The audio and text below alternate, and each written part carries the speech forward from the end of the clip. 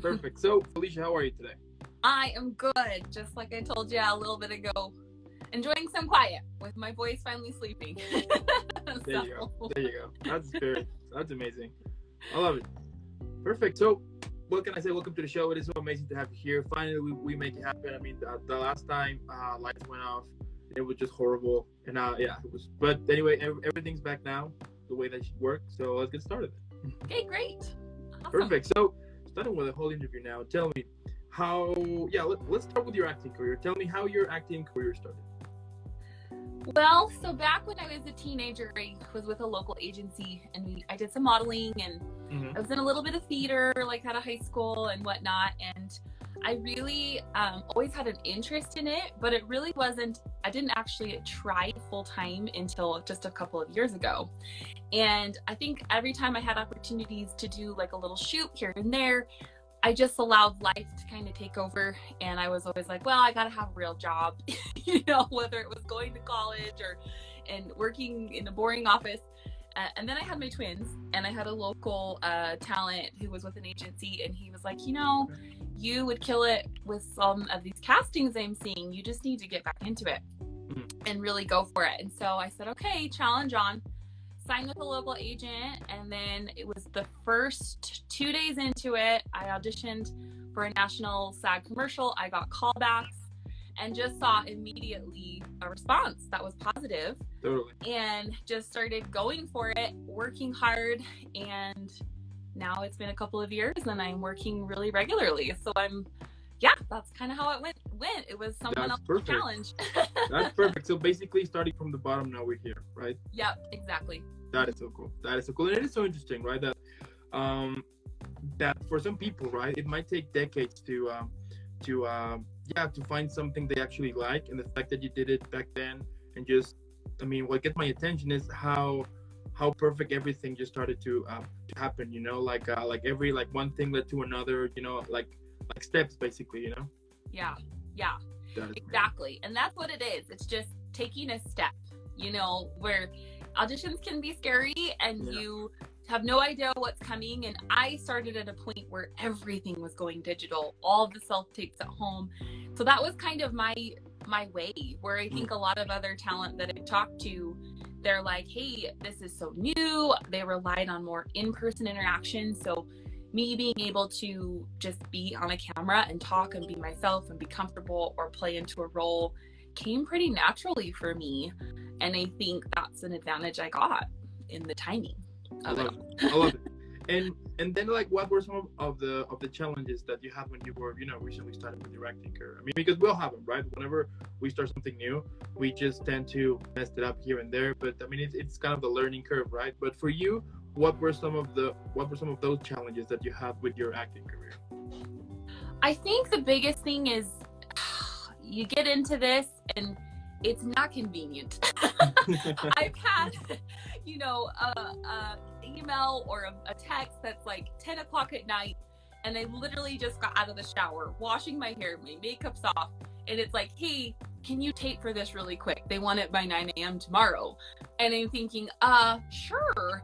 And so it's the choice whether I'm super tired, it's been a long day, having children obviously add to that, and trying to balance working and being a mom and just being able to make sacrifices. And I've had many nights where I was up till 1-2 o'clock in the morning trying to memorize a script really quick and trying to give a decent take so I had a shot at something. And then just kind of the mental gymnastics that happens with that, where you're like, is this even worth it? And then you do get the job, and then you're going, okay, yeah, it is. And then the other thing, not only on timing, I mean, it's still, because obviously, especially we say we're starving actors or actresses, right? Like you're trying to work a day job and in between different jobs, and the pay is slow, So it's like, how do you balance both and have things full time? And plus I am a mom and my kids are really small still. Wow. So, having to kind of get the family on board with understanding why I'm doing this late at night, and just, you know, having people kind of believe in what I'm trying to do here. And unless you're in the field, I feel like you don't really get it. Yeah. So it's hard to communicate to people like, look, this is how it works. It's not just instant gratification. It takes a long time. It takes a lot of work. I have to practice, you know, and so just getting that support, but balancing time is makes it hard. Yeah, absolutely. And it's and I think that happens either like in the whole art sector, right? Either you want to be an actor, musician, painter, photographer, you know, like all of that. It can take you to a place in which, I mean, when you started, I mean, most people would think like it's so easy, you just get something, you get paid, that's it. But it can take months, even years sometimes, for you to actually get something. And yeah, I can understand that it can take you sometimes to a very to a very kind of like sad place in which you're like it's not working out, you know, I'm gonna have to find a job. And even though, as you mentioned, it is difficult, like once you have like a job, but then you have, you know, like your dream or the thing that you want to do, and you have to kind of balance it up and also have time for yourself. I mean, that is too much sometimes. Well, and we don't have as much, I think, emotional bandwidth and mental bandwidth like as we think. I think as humans, we tend to just take on it all, and I'm definitely one of those people.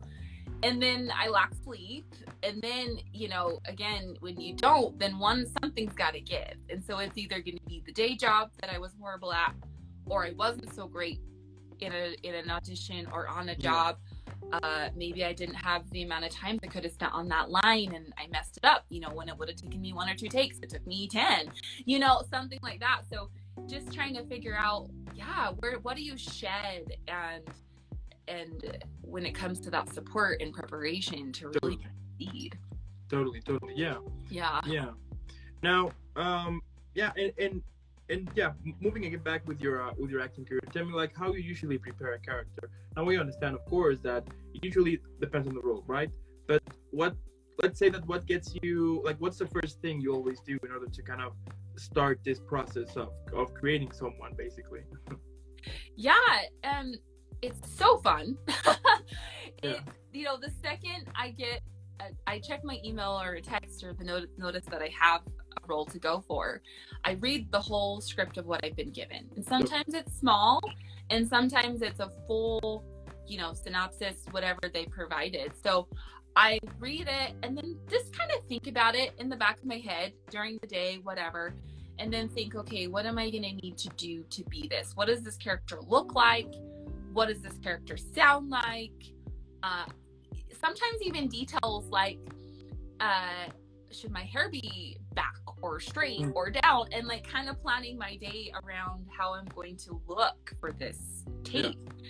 And then it's about, you know, reading the lines and sticking with the tone and interpretation. And one of the best advice I got recently was at a workshop with one of our local castings. His name is Jeff Johnson, and he does a lot of the major projects in the area. And he said, just read a script and make decisions. Make a decision on who the person is, how you're going to interpret it, and just stick to it. No matter how the reader makes it sound, no matter how something changed in the day.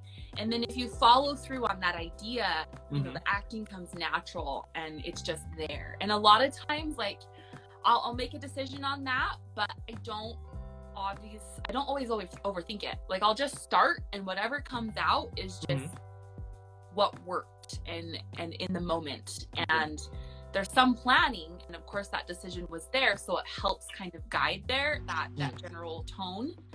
But really, it's just becoming that, and it's a little bit of a switch, right, in reality, because that's what we're doing. We're becoming someone else. So it's like, okay, this is what I feel, and then I turn on the tape, I'm that person. Totally.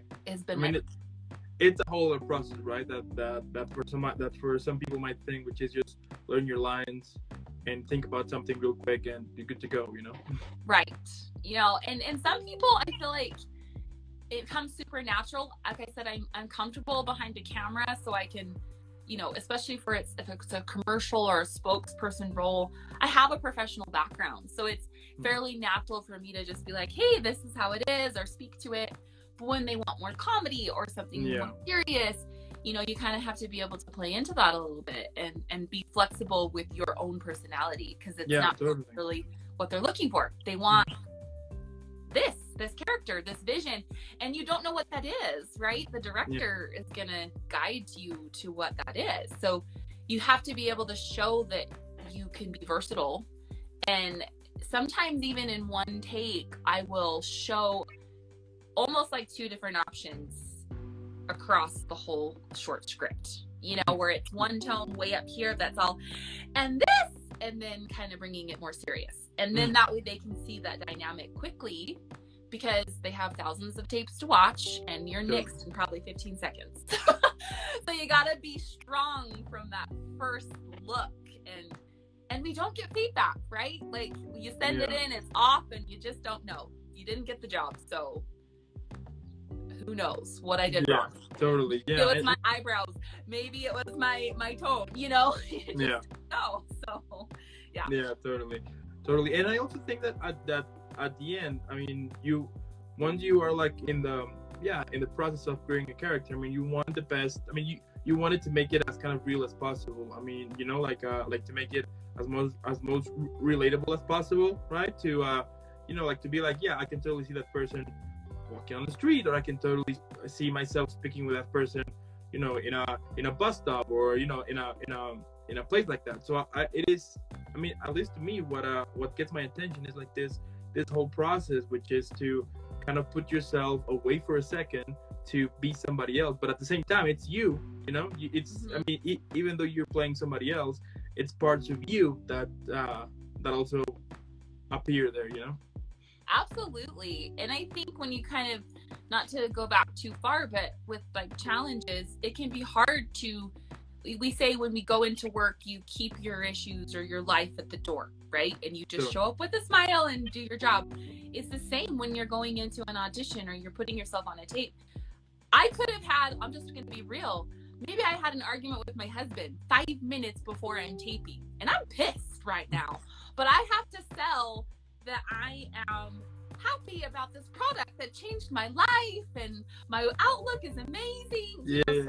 Just being able to mentally be like, okay, that's over here, and I'm focused on what I'm trying to sell here. You know? Yeah. And what do you think it's important for storytelling? Important for storytelling? Yeah. I think, especially when it comes to something more serious, film related, starting with empathy. When you understand a character or what the role is trying to portray, or the experience that the person is having. I recently was reading a script that I was going for. It was a single mom who was in extreme poverty, and the struggle she was facing trying to get an ex to pay for some help with food and kids things, and this conversation she's having with her daughter about, you know, the issues at school, and just kind of, you have to sometimes put yourself in that place and think, what would that be like if that was my reality, you know? And if I'm trying to tell this story about this person's struggle, what would that look like? How would that feel? The expression on my face. And so I think you really have to understand what is being told, and then what the message is. What's the intention, right? Like every story has its line, its climax, its conflict, and then resolution. Unless it's a foreign film, then it always ends in tragedy. I feel like, but even if that's the end, know what the ending is, right? And then a part of that story is being able to tell it the way that it's intended, right? And being able to apply that in how you act and how you carry yourself. And I think sometimes as an actress, you have to kind of almost let it be a reality in your head for a little bit, because I think when it comes to emotions, especially feeling that's where that truth and that story comes to life for people, is that you're like, yeah, this is me. And when they look at you, they see that struggle in that character, for example. Yeah. Interesting. Now, besides being a total epic badass actress here, you also do modeling. But tell me, like, how your modeling career started.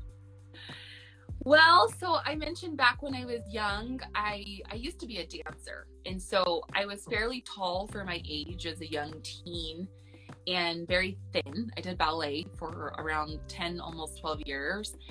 So it was something I felt like I always tried to look older. I would dress kind of more mature. And I had a scout that was working with my mom back when I was a teenager that was like, she would be amazing for runway. I'm not super tall, I'm 5'8", but like just at the time for my age and my body build, it was kind of perfect for what was happening local. So I tried a few local jobs, did some runway things, and then had a couple of just family crises that pulled me away from it. The support wasn't there, finances weren't there for me to really invest that kind of time.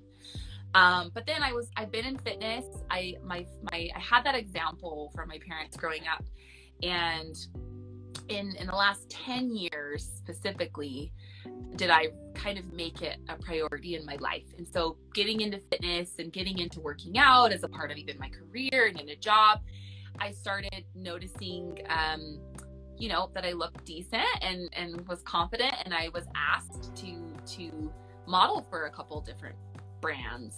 I was used in a couple marketing campaigns for a gym I worked at, things like that were inspiring me that, hey, this is something maybe I could do.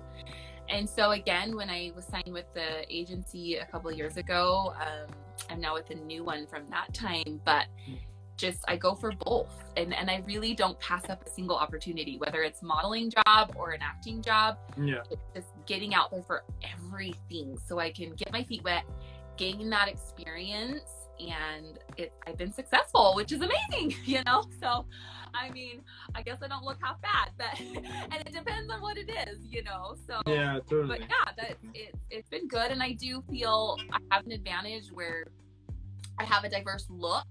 I can be racially ambiguous depending on how you do my hair or makeup. And that's kind of a movement right now. So I think timing, when we kind of go back to that, things building up to where you succeed in your career, that probably has something to do with it. And what do you enjoy the most about modeling? But also, what do you think is the key for a good photo shoot? What do I enjoy the most? It's just it makes you feel good. It's fun. It really is fun. It's different.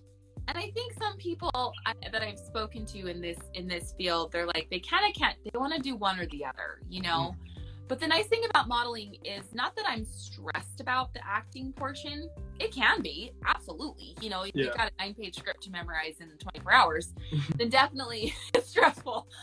But you just kind of show up, if you're following a decent diet. I keep a rule personally that I'm always 3 days from whatever I'm supposed to look like in a shoot. So if in fitness they want a decent cut and some lines abdominally, then I have to generally keep my diet and my lifestyle within range of that, so that I'm not, it's not too hard, not attainable, to look the way you're supposed to when you show up to a set. But it doesn't take as much thought, in my opinion, for me personally. Like I just show up and what they want me to wear and how they want me to look, and if they have a makeup person, that's even easier, because they do what they want to do with you, and you just kind of go with the flow. And so it's really fun. It doesn't require as much thinking, but when you're there, of course, how you carry yourself and being able to have facial expressions and body language, it is a form of acting when you look at it like that, because then you're like, okay, I'm trying to be sexy, or I'm trying to be active lifestyle mom. What is it you're portraying? And that will change your facial expressions, your body language, no different than acting. So, but I enjoy it. It's nonverbal, which sometimes is more challenging, because you're not always saying a word. You're just like, okay, I'm showing you what the message is here by just my facial expression, which makes it really fun. Yeah, absolutely. And it is, and at the same time, I mean, it can be physically tough, you know. For example, if you are for doing like a photo shoot for a sports brand or something like that, that you need to kind of make it look like the muscle is working like at that moment. So you need to force it up for the photo. So I'm assuming also that it can be physically like super exhausting, right? Yeah. There's no way to sugarcoat it. I will say, you know, I actually have a training cert, and that's a part of my day job now is working out. And I've really intentionally designed my lifestyle to make it more obtainable, because not only do I in my job teach fitness classes or train, but then it helps prepare me, you know, where if I was doing a desk job, it would be that much harder for me to meet those goals, right? Totally. But you get burnt out. I mean, anytime I talk to clients or friends about dieting or nutrition, anytime you're in a deficit, it's not maintainable, okay? You always hit a point where you're gonna eat finally that piece of bread, and now you want everything carb related in sight for the next 2 days. Like, it's just this mental thing. So it's really kind of back to balance, you know, when you're trying to figure out time and challenging and managing a family, but also allowing yourself a little sugar here and there, a little fats here and there. But yeah, sometimes even it's the weekend and I just want to go out and not think about it, but I kind of have to, you know, and it's a part of the deal, you know. You can get paid to do what you love, and I think no matter what job you have, there's always going to be a sacrifice, and mine is going to be a whole pizza. You know, like, that's just reality. And it can wear on you, and there's times where I feel like, you know, they say, oh, we want you to get a spray tan and you want to look this certain way, and I'm like, okay. And you just have to be so careful when it comes to confidence. You know, you take what somebody wants, but that doesn't define it's a job, right? It's not you as a person who's doesn't look enough, or maybe I didn't get that shoot because I wasn't 7% body fat, because that wasn't healthy for me right now. You know, like, it wasn't something I could maintain trying to have energy to chase around my kids. So, you know, also learning to say no, you know, is important to that process. And you get tired. And so you have to listen to your body, listen to your mental and emotional health, where it's like, this isn't a healthy habit right now. I haven't, you know, this little of calories, this long, I need more. I'm now really called hangry, and I'm a horrible person to be around. So unless I want to lose my family, I better, you know, sacrifice this job for a day. Totally. And that's just reality. Yeah, that is true. I mean, that is one of the sacrifices at the end, you know? Yeah. Totally. Now, I mean, now that you mentioned that you're a fitness trainer, tell me more about it. The training? Oh man. So I work for a local gym right now. I do a bunch of classes, group fitness classes, aerobics and strength related classes. Wow. And that, like I said, getting paid to stay in shape. It's all about the master plan, right? To get to success. And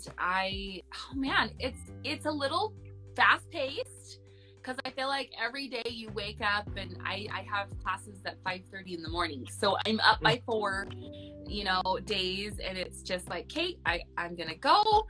And then you feel like that till 9, you know, it's just go. And then chasing the kids around. But I'm one of those crazy people. I really love it. You know, I can have a time in life where maybe I'm struggling with some personal things, and it's this instant change when you surround yourself around people that are just trying to better themselves, and that's really what they're doing, whether it's losing weight or just to feel better. And so it's a total package deal. When I'm helping them, they're helping me, and it keeps me accountable. You know, if I have a class that's relying on me to show up at 5:30, I'm gonna wake up, because they're not gonna just stand there and be like, where's my instructor? So it's super fun. I can't describe other than that. I love it. I love it. You were also running for Miss Health and Fitness, but tell me, where can we vote? Yes, so I have a link in my bio. It's Miss Health and Fitness dash 2022 dash Felicia dash HE. You don't have to remember all of that. Just find the link. Yeah. But it's free through Facebook, and then they're also doing an awesome fundraiser for, it's called the Warrior fundraiser, and it helps veterans. And so there's a lot of different health and fitness competitions out there that donate to it, and so it's also a fundraiser for that. So yeah, it's something new for me. I'm not a fitness competitor, but I love the idea behind it, because it's really about health and fitness, and just living a lifestyle. I'm a mom and I teach, and what I've been able to do with my body post having twins that I'm really proud of. So if you agree that I'm deserving, Totally. go vote for me. I would love it. I would appreciate the support. It's Totally. Yeah. Let's make that happen. Let's make that happen. Awesome. I love it. Now, if you could describe your career at the moment, of course, on a movie, TV show, book, play, a musical, why not? What would be the title of it?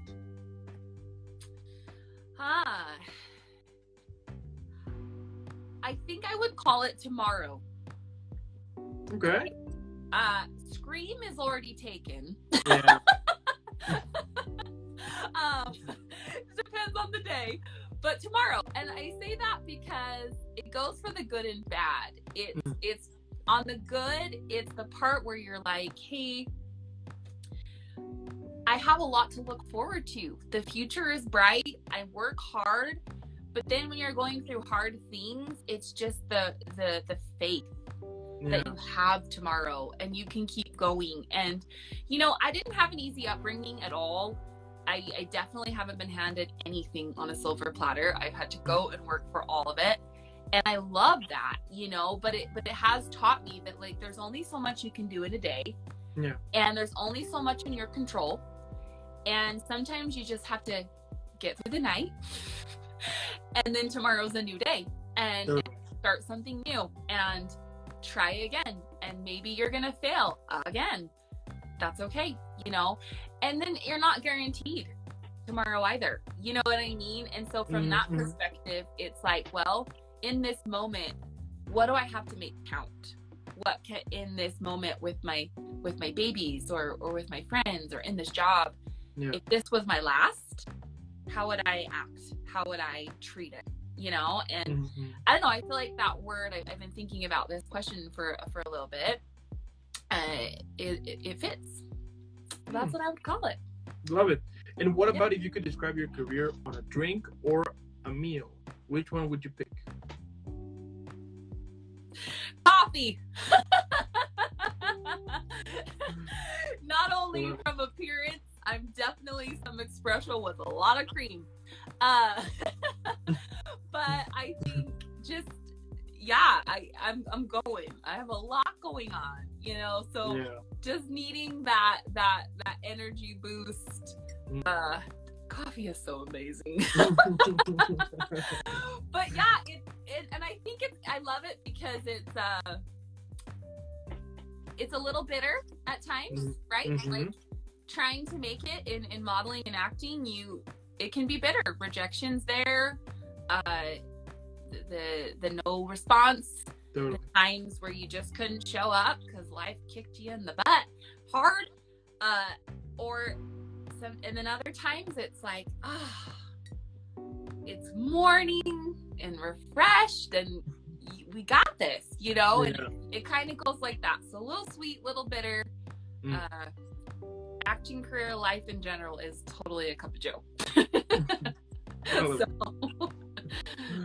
I love it. Now, like, what motivates you? We all have those days in which we want to quit. We think that this is enough. I mean, like, getting inside into all of these toxic thoughts, it's way too easy, right? But what gets you out of it? What, let's say, that pulls you out so you can, so that basically you can be back on your feet and continue building your own growth? Oh, truthfully, my faith. I feel like there's a difference between what's real and not, right? Yeah. And in this business, we get caught up a lot in superficial Facebook followers, Instagram, how we looked in a certain role, how much money we're making. And when I can like just kind of just put all that aside and be humble enough to be like, God, help a sister out here. What's happening? You know, totally. Let him work on me a little bit. And it's amazing what happens in that. Even just having enough faith to ask that kind of question or to believe that there is a God in general, you know? And I think that from that perspective, and when you spend a little time there, it helps you keep going, because you feel like it's more than just the routine. It's more than the status quo. It's more than the bank account or the fancy car, whatever, right? It's about my relationships. It's about what I can provide my kids, what kind of friend I am. And those are the things that are always going to be way more motivating to me than a movie star role, as much as I love it. You know what I mean? As much as that's a goal, I can't keep going. If I didn't have that reel behind me, I think I would have quit a long time ago. Yeah, I can understand. I mean, it can be challenging sometimes. Yeah, I can understand that.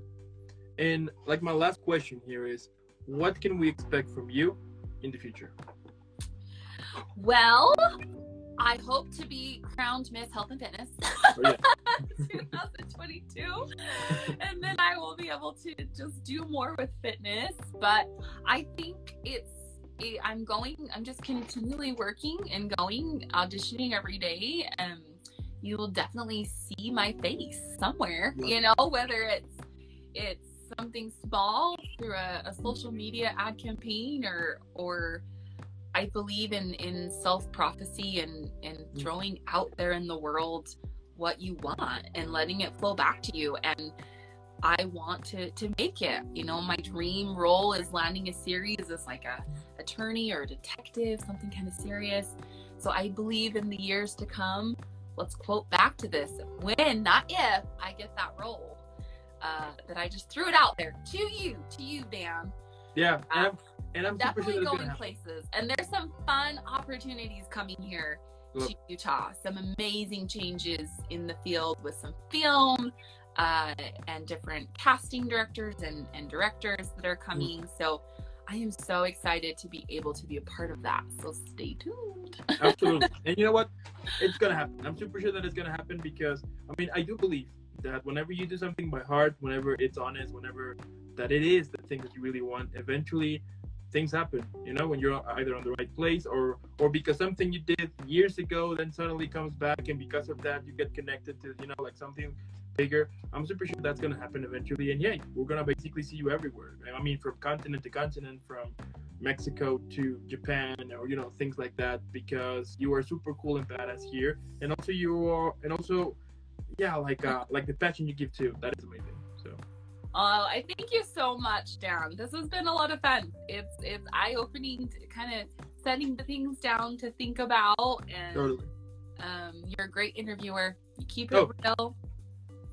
Not too pushy with personal whatever, which if you want to have one of those conversations, we can do it. Nothing scares me. Bring it on. But no, so it's fun. So thank you so much. Thank you so much also for the time to to make this happen. Also, thank you so much for those who are watching this right now. Thank you. Also, if you're watching this later, either here on Instagram or later on YouTube or listening later on Spotify or Apple Podcasts, make sure that you follow Felicia in all of social media. I mean, normally what I would say is for you to pause, then go follow her, then I mean, let's make her viral. Hashtag Team Felicia. Let's make sure everybody knows about this amazing, talented human being that I'm interviewing. And again, Felicia, thank you so much. Before I send you off, I need to send you off properly with an epic send-off. If you have seen some of my episodes before, you know exactly what is gonna happen right now. If not, then let me just surprise you. Let me show you that. So.